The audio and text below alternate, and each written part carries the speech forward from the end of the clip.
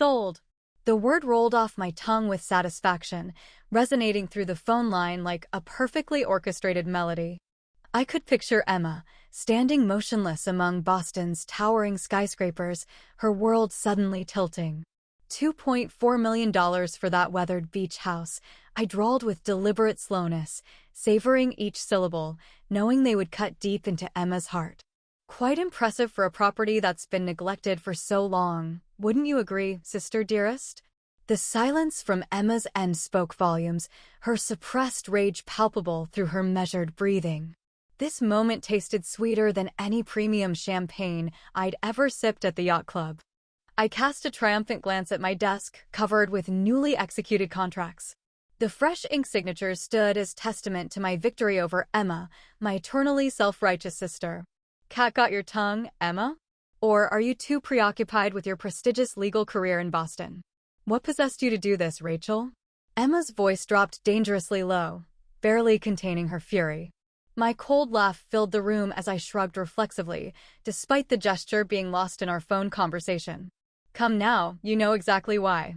That house meant nothing to you, did it? I'm simply relieving you of an unwanted burden. Emma exhaled heavily. I pictured her in her luxurious office, clutching an overpriced coffee cup. Typical Emma, always maintaining that facade of moral superiority, perpetually believing herself more virtuous than others. Utterly revolting. That house was Grandma's legacy, Rachel. You had no right to sell without my permission. Oh, I interjected mockingly, but I did. Being the executor of Grandma's will grants me complete authority. Had you attended the estate meetings instead of being perpetually tied up in court, you'd be aware of this. Emma's accelerated breathing told me I'd wounded her pride deeply. Smirking, I watched sunlight flood through my mansion's windows. Newport wasn't meant for indecisive, sentimental souls like Emma. It belonged to people like me, those who recognized their desires and weren't afraid to claim what they needed. Rachel, this is wrong. I never authorized the sale of that house. My laughter echoed through the room. Oh, Emma, your anger is quite endearing. But you've forgotten, I'm the estate manager. Everything falls under my jurisdiction, including your portion. I heard Emma struggling to maintain her composure, her voice dropping to its usual controlled tone. You won't escape the consequences of this. Another smile crossed my face as I admired the new Hermes bag perched on my vanity. The prospect of David and me living luxuriously on our upcoming yacht made this victory even more delectable. I've already emerged victorious, Emma. Accept your defeat gracefully. And don't forget to clear out your belongings by Friday. The new proprietor has grand plans to transform this place into something far more sophisticated. I placed the phone down delicately on the table. Nothing in this world could match the exhilarating satisfaction of finally outmaneuvering Emma. Stepping onto the balcony, I surveyed the garden below, where Grandma's cherished climbing roses now stood neglected and lifeless. Sentiment and gardening were luxuries I couldn't afford to indulge in anymore. Throughout our childhood, Emma had always been the golden child, the epitome of perfection and brilliance. I existed merely as her pale shadow. Grandma's obvious favoritism toward Emma left no room for acknowledging my achievements.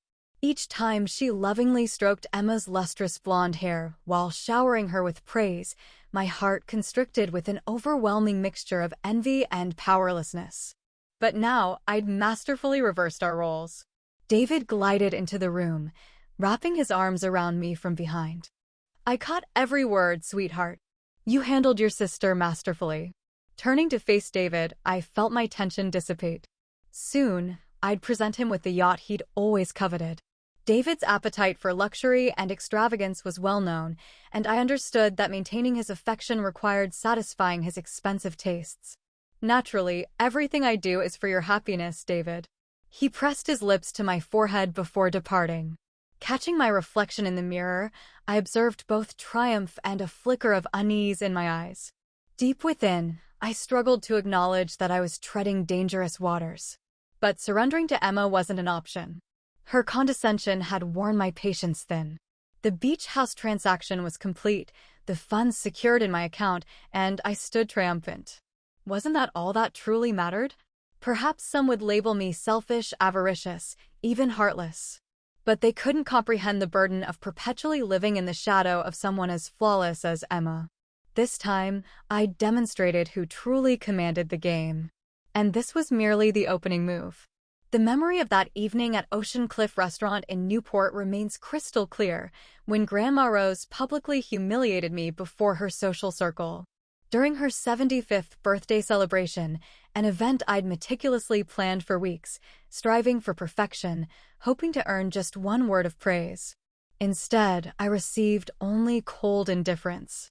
"Rachel, that dress is completely unsuitable for this occasion. Are you attempting to reduce my birthday celebration to some tasteless fashion parade?" Her words cut like ice, her eyes reflecting unmistakable disappointment. The judgmental stares of her wealthy guests pierced my dignity like sharp blades. Though I maintained a forced smile, inside, my spirit crumbled. Meanwhile, Emma floated into the room like a vision in her perfectly tailored black evening gown. Grandma's face instantly softened, and she embraced Emma with such tenderness, as if holding the world's most precious jewel. That moment branded itself into my memory, a wound that would never fully heal. For what felt like an eternity, I desperately sought Grandma's approval. I mastered culinary arts, learned the intricacies of flower arrangement, and studied her preferences meticulously to create special moments for her during celebrations. Yet despite my relentless efforts, all I ever received were disapproving glances and endless criticism. I remember one particular incident when I attempted to win her over by recreating her cherished family apple tart recipe. After spending countless hours perfecting every detail, her response was merely to push the plate away and say softly, "Perhaps Emma could teach you the proper technique." She's never once disappointed me. In that instant, I wanted to shatter the plate against the wall to release my fury. Instead, I maintained my composure and smiled, as I always did when wounded. I silently vowed that one day, I would prove my worth to both her and Emma. Years passed, and eventually, Grandma Rose departed this world. During her funeral, I couldn't produce a single tear. Though I attempted to display grief, in truth, I felt liberated. Finally, I was free from her constant scrutiny and crushing expectations. Yet even in death, she found ways to torment me. Her will bestowed upon Emma a special key, the one that unlocked her private safe. I had secretly searched every corner of the house for that key, but Grandma had chosen Emma. Always Emma. Bitter memories flood back of my desperate attempts to breach that safe, my hands shaking, sweat dripping as I tried countless keys. Grandma had been too cunning. She ensured I could never access it without Emma's involvement. I could almost sense her presence, mockingly watching my futile efforts. She never truly cared for me, I would whisper in solitude. She played with my emotions until her final breath. This deep-seated resentment became my catalyst, driving me toward a decisive action, selling the beach house, the sanctuary that both Grandma and Emma held dear. I wanted to obliterate every reminder of my painful past, claiming ultimate victory over the sister I had always been forced to admire. They call me heartless, materialistic, cruel. But none of them comprehend the agony of being constantly diminished and denied affection by your own family. They see only the surface Rachel, the successful socialite, perfectly composed at lavish Newport gatherings. They remain blind to the profound loneliness within, the desperate yearning to experience genuine familial love, if only once. And if Grandma never showed me true affection, why should I harbor any sentiment for her possessions? That beach house stood as nothing more than a testament to her blatant favoritism toward Emma. My decision was justified, and I refused to second-guess myself. The proceeds from the sale will fund the life I've always deserved. I'll demonstrate to Emma, to Grandma's memory, and to everyone else that I, Rachel, will emerge triumphant. Drawing a deep breath, I let my eyelids fall shut. Never again would I allow their judgment to pierce my armor. Never again would I accept the role of the lesser sister. I deserve my share of happiness, and this time, I'm orchestrating the outcome. Just wait, Emma. I still have moves you haven't anticipated. I entered Thomas Harrison's office on Bellevue Avenue, Newport, an opulent space dominated by cold oak paneling. Despite my racing heart, I maintained my characteristic air of superiority. Emma was already there, her expression reminiscent of a stern magistrate preparing to pronounce sentence. That practiced poise of hers made my blood boil. Shall we proceed? The yacht club expects me shortly, I announced, deliberately dragging my chair across the floor with an irritating screech. Thomas Harrison fixed me with a grave look. Rachel, this situation demands your full attention. The implications are significant. I'm perfectly aware of the circumstances, Thomas, I shot back with a slight sneer. Emma's simply being theatrical because she can't handle defeat. Emma placed a manila folder before me, her voice glacial. Rachel, your overconfidence has always been your weakness. You might want to review this before continuing. My pulse quickened, though I feigned indifference as I reached for the folder. As I processed the words before me, my self-assurance evaporated like morning mist. There, in black and white, was an amended clause from Grandma Rose's will, one I'd never encountered before. My world tilted as I absorbed the text. Any decisions regarding jointly owned property must have unanimous approval from both Rachel and Emma.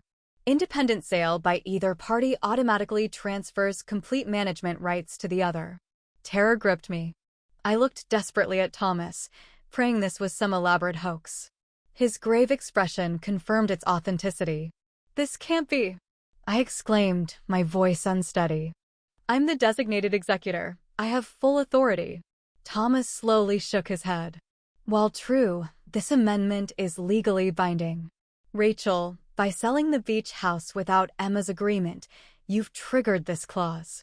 Emma now holds complete control of the estate. I sat paralyzed, watching my carefully laid plans disintegrate. Turning to Emma with barely contained rage, I demanded, "You knew about this all along, didn't you? You deliberately set me up."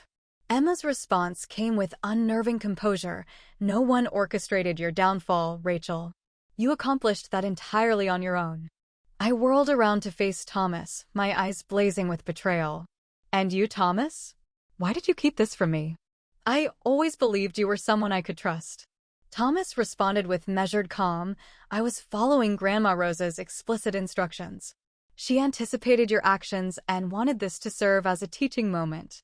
A harsh laugh escaped my throat, choking on my own fury and shame. A teaching moment? Everyone seemed determined to mold me into their version of failure. Emma's voice cut through my thoughts, gentle yet firm. "Rachel, there's still more to address. You need to transfer complete management authority back to me. The house sale will be nullified immediately." My chair clattered to the floor as I leaped up. "Absolutely not. This is outrageous. You're destroying everything I've worked for." Emma's gaze remained steady, glacial in its intensity. "You're orchestrating your own destruction.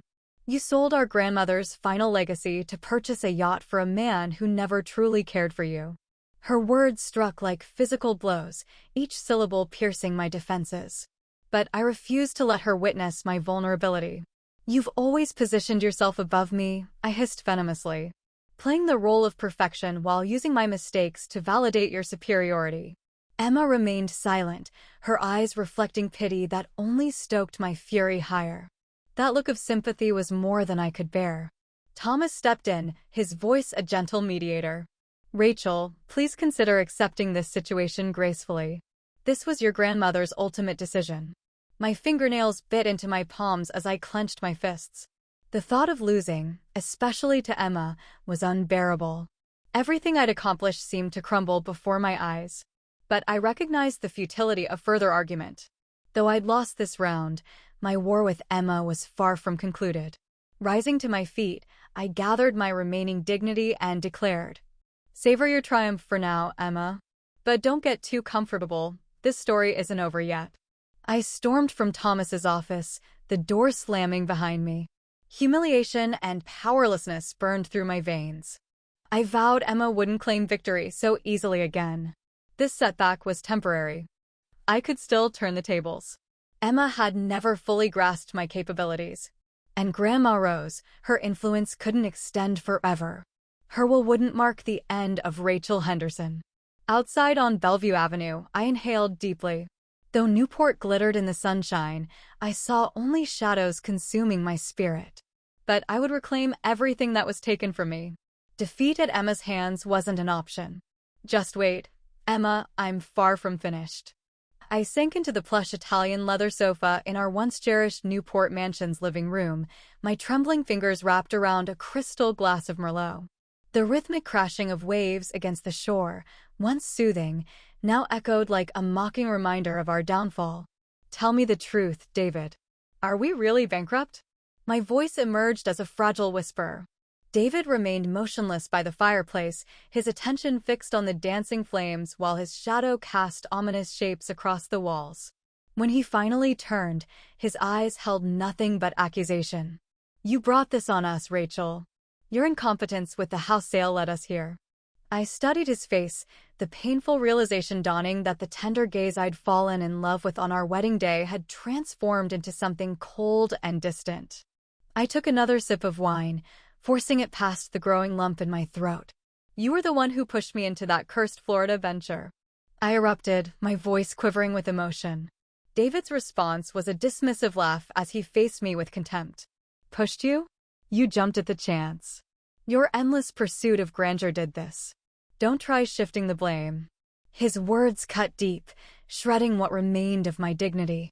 I remembered vividly how he'd burst through the door that day, spreading documents across our table, his voice brimming with excitement about the Miami development. His promises of unprecedented returns had convinced me to stake my entire inheritance on what proved to be a devastating gamble. I'd trusted him completely, dreaming of grander parties and increased social status. Never did I suspect my ambitious dreams were actually carefully laid snares in David's elaborate scheme. Then everything imploded. The project collapsed into bankruptcy, taking millions of our dollars with it. David's panic manifested in pressure to sell the beach house to salvage what we could. I recalled his expression then, calculating beneath the desperation. Sell the house now, Rachel, or we lose everything, he demanded. The bitter truth finally crystallized. His love had been an illusion. Every romantic evening, each extravagant gift, merely calculated steps to access Grandma Rose's fortune. I'd been nothing more than a pawn in his pursuit of wealth and status. Tears streamed down my face as I closed my eyes, my voice barely audible. Was there ever any real love, David? Even for a moment? The silence stretched between us before David exhaled heavily, his response devoid of emotion. Rachel, stop asking pointless questions. The kind of love you're seeking doesn't exist in reality. It's time you faced that truth. He strode out of the room, leaving me alone in our once magnificent living room that now felt as cold as a mausoleum. The thunderous slam of the front door reverberated through the house, each echo feeling like another crack in my already shattered heart. I crumpled onto the sofa, sobbing uncontrollably like a child abandoned in the dark. Everything I'd cherished had slipped through my fingers, my social standing, my wealth, and now the love I'd foolishly believed was real. A bitter thought crossed my mind. Was Emma somewhere celebrating my downfall? Was Grandma Rose looking down from heaven with vindication at my complete collapse? Yet in the depths of my despair, I couldn't help but direct my anger toward Emma. If she hadn't meddled with the house sale, perhaps David and I could have salvaged our relationship. Maybe I could have continued living in my beautiful bubble of manufactured happiness just a while longer. For years, I'd lived beneath Emma's towering shadow, constantly questioning whether I deserved any joy at all. Why did fate consistently favor her while dealing me such cruel hands? With trembling hands, I reached for the wine bottle again, filling my glass to the brim. In the fading firelight, I made a silent vow never to forgive David's betrayal, nor Emma's role in reducing me to this pitiful shell of my former self. Through gritted teeth, I promised myself I would reclaim everything that had been stripped away. Life wouldn't defeat me so easily. And Emma, my insufferably perfect sister, would soon learn that I still possessed the resilience to rise from these ashes. This isn't the end, Emma, I whispered into the emptiness. Your victory isn't complete. The following weeks mirrored the dreary winter rains of Newport, washing away all color from my life. Former friends who once showered me with endless praise now disappeared like morning mist. I had become a shadow of myself, no longer Rachel, the glamorous socialite everyone admired, but a woman surviving on the charity of the sister I'd always resented. Emma arranged another meeting at Thomas's office, this time accompanied by a stern-looking financial advisor wearing wire-rimmed glasses. Rachel, Thomas and I believe financial counseling would help prevent future mistakes, Emma stated with clinical detachment. I released a bitter laugh, my eyes blazing with defiance. So now you want to complete my humiliation by teaching me about money management? Rachel, your overconfidence has always been your weakness, Emma replied evenly, sliding a folder toward me. This isn't about humiliation. It's about prevention. I clenched my fists, barely containing my rage. Stop pretending, Emma. You're relishing my downfall, aren't you? You've always wanted to see me fail. No one wants your failure, Rachel, Emma responded softly. You orchestrated this yourself. Enough, I screamed, leaping up and sending my chair crashing backward, angry tears burning my eyes. Keep your pity. Keep everything, the cursed house, your perfect legal career. I want nothing from you. I stormed out, stumbling through the rain-slick streets until I reached home, only to find David standing by the front door, his expression eerily detached, as though he were a stranger. I'm leaving, Rachel, he announced with chilling composure, his eyes vacant of any warmth we'd once shared. Expect divorce papers soon. I stood frozen, words failing me completely. The door closed with finality, and the emptiness he left behind seemed to crush my very soul. The subsequent days forced me into reluctant coexistence with the dilapidated house I'd always disdained. Its water-stained walls and Grandma Rose's antiquated furnishings seemed to mock my downfall daily. Like a restless spirit, I drifted through the rooms aimlessly. My once substantial savings had dwindled to nothing. The designer bags I'd proudly collected, Hermes, Gucci, Louis Vuitton, now seemed like hollow symbols of a life I'd lost, powerless to lift me from this abyss of shame. One gray afternoon, Emma orchestrated another meeting at Thomas's office, bringing along a financial advisor. I sat in bitter silence as she placed an envelope before me. This should help with your living expenses, she offered gently. I stared at the envelope, feeling fresh waves of humiliation wash over me. Why this charade, Emma? I spat venomously. Have you come to witness my complete degradation? Rachel, stop this self-destructive behavior, Emma pleaded, her eyes reflecting genuine concern. We're sisters. I want to help you. Sisters? I scoffed bitterly. You've never truly accepted me as your sister. You've always waited for my downfall. Emma departed wordlessly as fresh tears traced familiar paths down my cheeks. The stark reality hit me. I had lost everything, destroyed by my own foolishness, and a man whose love had been nothing but an illusion. Yet I made a silent promise. No matter what it took, Emma would never see me truly broken. Not today, not ever. The weeks that followed matched Newport's relentless winter drizzle in their bleakness. My former social circle, once so eager with their flattery, had vanished without a trace. I had become a pitiful figure, surviving on the charity of the sister I'd always resented. Emma arranged yet another meeting at Thomas's office, this time accompanied by a financial advisor, a stern-faced woman in professional attire who studied me through wire-rimmed glasses. Rachel, Emma began coolly, Thomas and I believe you need financial counseling to prevent future mistakes. I laughed harshly, my eyes flashing with defiance. So this is your latest attempt to humiliate me, forcing me to learn about money management? Rachel, no one is trying to humiliate you, Emma stated firmly. Without guidance, these patterns will repeat. I clenched my fists, barely containing my rage. Drop the act, Emma. You're enjoying every moment, aren't you? You've always wanted to see me fall. Nobody wants your failure, Rachel, Emma responded quietly. Her composed yet distant gaze wounded more deeply than her words. Enough! I exploded, leaping to my feet and sending my chair crashing backward. Hot tears of rage and humiliation burned in my eyes. Keep your false sympathy. Take it all, the cursed house, your pristine legal career. I want nothing from you. I fled the office, only to confront David waiting at our doorstep, his features carved from ice. It's over, Rachel, he declared, his voice devoid of any trace of our shared past. The divorce papers will arrive shortly. I could only stare mutely as he walked away, the the door's final slam shattering what remained of my heart. Life soon forced me into Grandma Rose's decrepit house, a place I'd always loathed. Surrounded by musty walls and dated furniture, I drifted through each day like a specter. My bank account neared depletion, and my collection of designer bags, once symbols of success, now seemed to mock my disgrace, powerless to restore my dignity. While tidying Grandma's study one day, I stumbled upon a hidden treasure, a small box of documents concealed beneath loose floorboards behind her ancient desk. My pulse quickened as I examined the contents, several untouched bank accounts, all jointly held between Grandma and myself. This unexpected discovery sparked hope. Perhaps I could still salvage everything. I carefully returned the box, my mind already formulating plans, taking care not to alert Emma. My recent downfall had taught me the value of patience and calculated strategy. One quiet Sunday afternoon, as I sorted through Grandma's old papers, I detected Emma's presence. "Rachel, are you doing all right?" she inquired gently.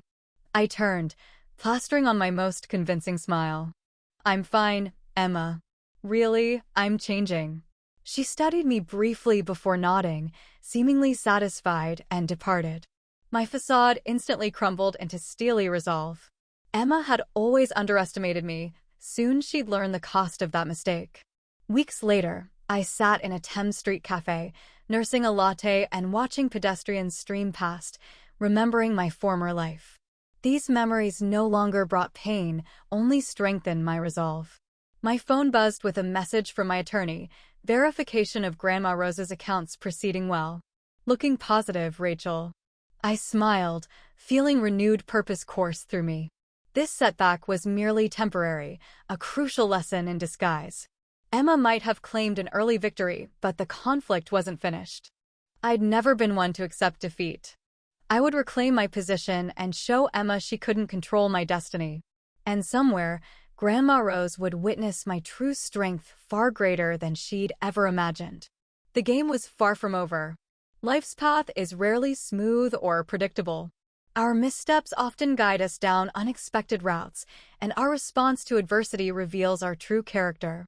Yet, we must question, does pursuing vengeance truly heal our wounds, or does it merely deepen our scars?